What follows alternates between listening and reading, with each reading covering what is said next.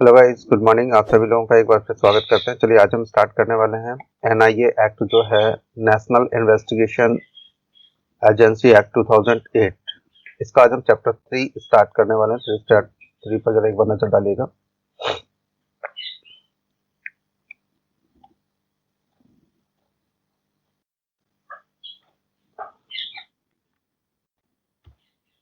Chapter 3 है यहाँ पर राष्ट्रीय अन्वेषण अभिकरण द्वारा अन्वेषण।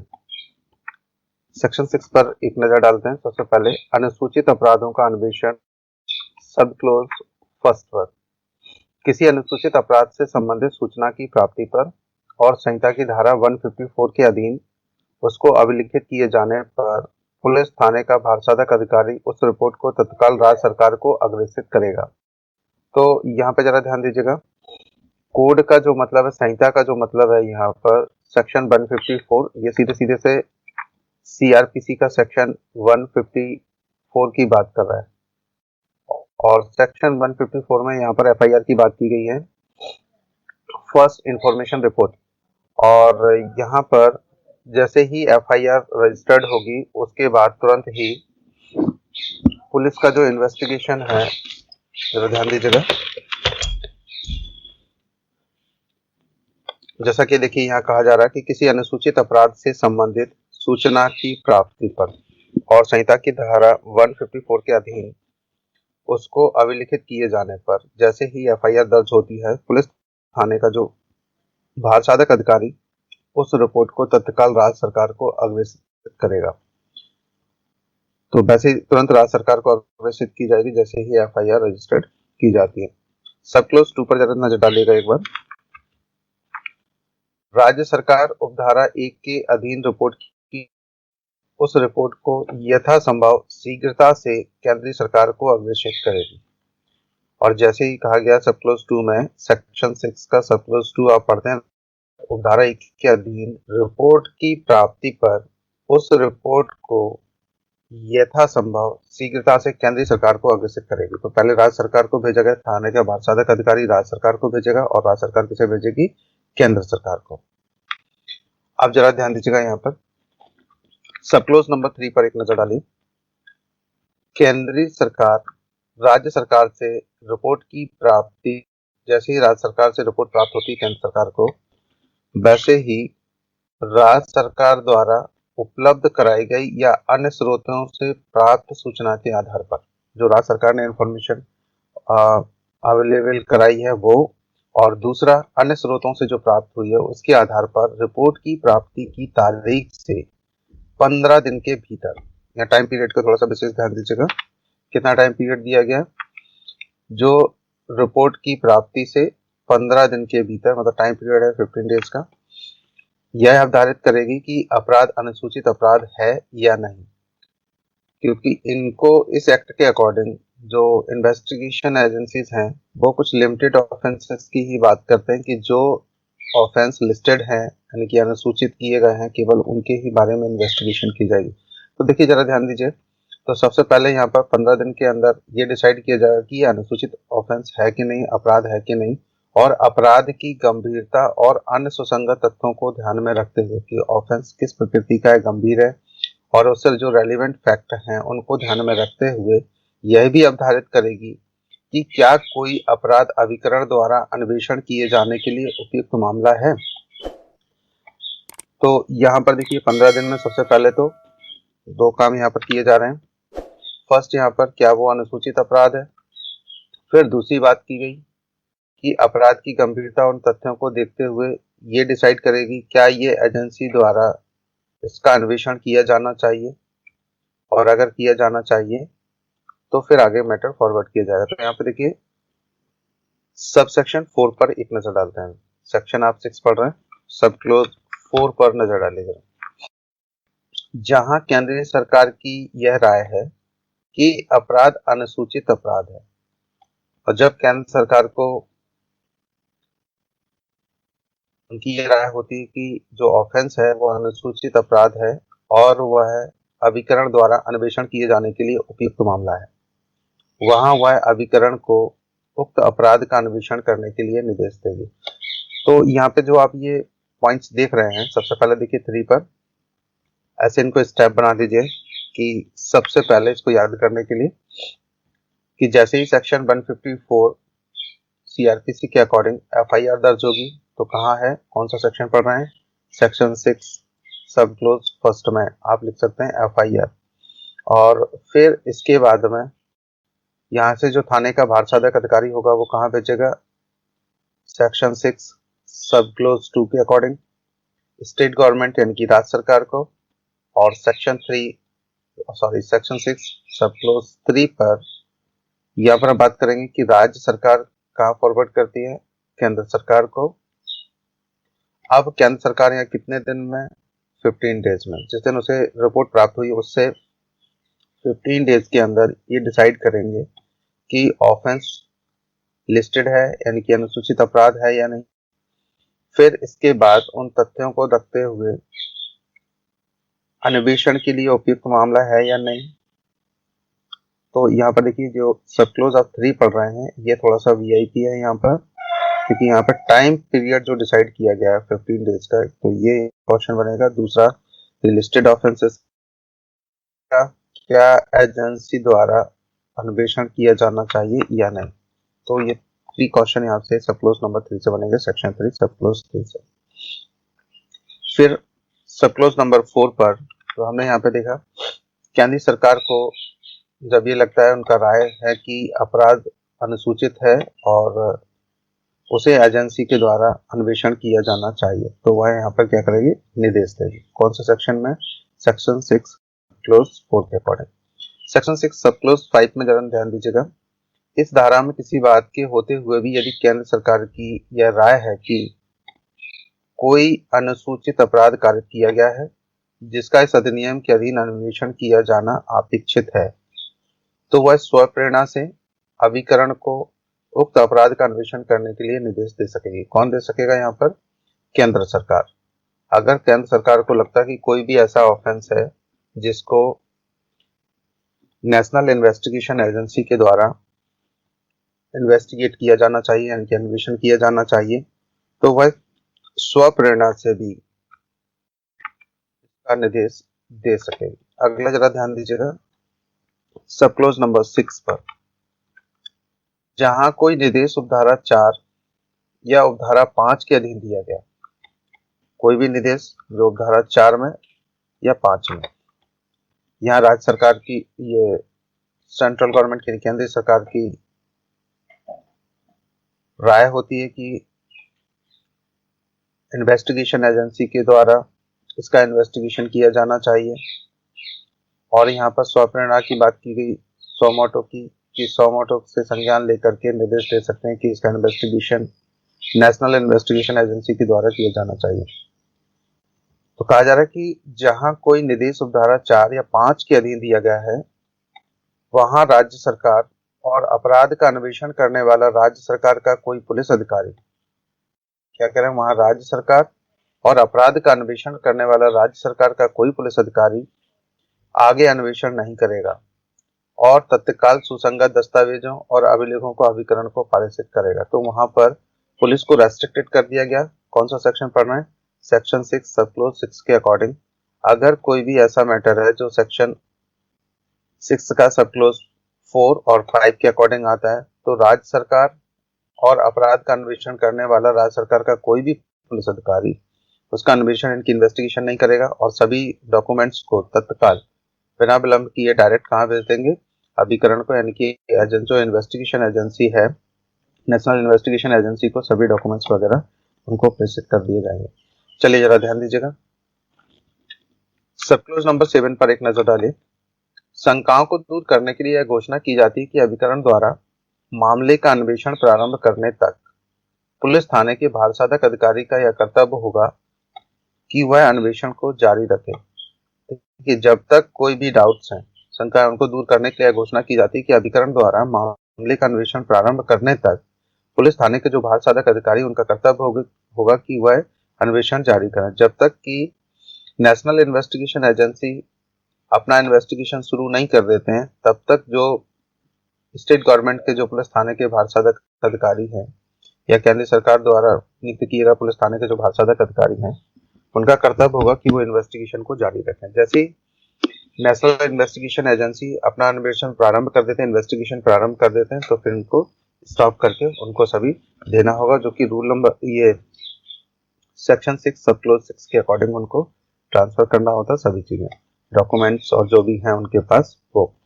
और सब क्लोज 7 के अकॉर्डिंग क्या है कि पुलिस अधिकारी तब तक, थाने के जो भाषाधक अधिकारी हैं वो तब तक इन्वेस्टिगेशन करेंगे जब तक कि नेशनल इन्वेस्टिगेशन एजेंसी अपना कार्य प्रारंभ ना कर दे, अन्वेषण शुरू ना कर दे। चलिए जरा ध्यान दीजिएगा, सेक्शन 6 सब क्लोज 8 पर एक नजर डालते हैं। जहां केंद्र सरकार की यह राय है कि भारत के बाहर किसी ऐसे स्थान पर जहां इस अधिनियम का विस्तार है, कहां पर, जहां केंद्र सरकार की यह राय है कि भारत के बाहर किसी ऐसे स्थान पर जहां इस अधिनियम का विस्तार है कोई अनुसूचित अपराध किया जाता है। आप भारत के बाहर कोई भी हो सकता है, आउट ऑफ कंट्रीज की ये लोग बात कर रहे हैं, और वहां पर कोई लिस्टेड ऑफेंस किया जाता है तो वह अभिकरण को इस प्रकार की रजिस्टर्ड करने और अन्वेषण प्रारंभ करने के लिए निर्देश दे सकेगी, मानो ऐसा अपराध भारत में किया गया हो। जब केंद्र सरकार को ऐसा लग रहा है, जैसे कि आपने सेक्शन नंबर 1 पर आपने पढ़ा हुआ था, ये एप्लीकेबल कहाँ कहाँ पर है, तो विदेशों में भी इनकी अधिकारिता दी गई पर भारत से कुछ रिलेट होना चाहिए, तो इसके आधार पर वो इन्वेस्टिगेशन कर सकते हैं। आप पढ़ रहे हैं सेक्शन 6 सब क्लोज 8। नेक्स्ट ध्यान दीजिएगा, सेक्शन 6 सब क्लोज 9 पर। सर हाँ जी बताइए। सर इसमें एरिया डिफाइन कर रहा है या एक भारतीय व्यक्ति को डिफाइन किया हुआ है? देखिए सेक्शन जो फर्स्ट है उस पर सबसे पहले एक बार नजर डाल लीजिए। देखिए जो आपने पढ़ा था कि इसका विस्तार कहाँ पर हुआ, एक सेकंड देखिए, यहाँ पे क्लियर हो जाएगा। देखिए यहाँ सबसे पहले बात की गई कि इसका विस्तार संपूर्ण भारत पर है, और यह देखिए भारत से बाहर भारत के नागरिकों को, अगर भारत से बाहर कोई भी भारत का नागरिक है और उसने कोई किया हुआ है या उसके प्रति किया जा रहा है। दूसरा यहाँ पर जरा ध्यान दीजिए, सरकार की सेवा में व्यक्तियों को जहां भी वे हों, सरकार की सेवा हो वो कहीं पर भी हो, अगर गवर्नमेंट का कोई भी सेवक मान लीजिए आउट ऑफ कंट्री जाता है और या उस पर भी ऑफेंस होता है या उसके द्वारा भी किया जा रहा है तो ये उन सब पर एप्लीकेबल होगा। दूसरा देखिए भारत में रजिस्ट्रेटेड हो कोई भी जहाज भी है और वायुयानों पर, चाहे वो यहाँ से इंडिया में रजिस्टर्ड होने चाहिए पर वो कहीं पर भी जा रहे हैं, जहां भी वे हों व्यक्तियों को, और ऐसे व्यक्तियों को जो भारत से बाहर भारतीय नागरिक के विरुद्ध, किसके विरुद्ध, भारतीय नागरिक के विरुद्ध या भारत के हितों को प्रभावित करने वाला कोई अनुसूचित अपराध करते हैं। जो ये डी वाला भी आप देख सकते हैं, इन कोई भी पॉइंट है चाहे ए बी सी डी, इनमें से कोई भी एक होता है तो भी वो उसमें इंक्लूड हो जाएगा। अब जरा देखिए सीधे इस पे सेक्शन की तरफ हम लोग चलते हैं। देखिए यहाँ कहा जा रहा है, अब इसको पढ़िए, देखिए क्या कह रहे हैं, जहां केंद्र सरकार की राय है कि भारत से बाहर किसी ऐसे स्थान पर, तो जो आपने अभी जस्ट पढ़ा हुआ ए बी सी डी जो 4 पॉइंट उनमें से कोई भी होता है तो यहाँ पर ये अन्वेषण प्रारंभ कर सकते हैं। अब आप बताइए क्या question, stable India, floating India और फ्लाइंग इंडिया तीनों पे है। तीनों पे, बल्कि रजिस्टर्ड होना चाहिए, इंडिया का कोई भी वहां अगर व्यक्ति भी जाता है और उस पर भी होता है तो भी ये यहाँ से हो जाएगा। तो इसका सीधा सीधा सा रिलेशन है वो सेक्शन फर्स्ट से है, जो ए बी सी डी जो पॉइंट्स दिए गए हैं उसके अकॉर्डिंग। चलिए यहाँ सब सेक्शन 9 पर एक बार नजर डालिए। उपधारा 8 जो अभी जस्ट ऊपर पढ़ी के प्रयोजनों के लिए नई दिल्ली में स्थित विशेष न्यायालय की अधिकारिता होगी। नई दिल्ली क्या केंद्र शासित प्रदेश है और यहाँ पर एक विशेष न्यायालय को स्थापित करने की अधिकारिता होगी। सब क्लोज आप 9 पढ़ना, सेक्शन 6 का सब क्लोज 9। इसमें किसी को कोई प्रॉब्लम है क्या, जल्दी से बताइए। नहीं, चलिए आप जरा ध्यान दीजिएगा यहाँ पे।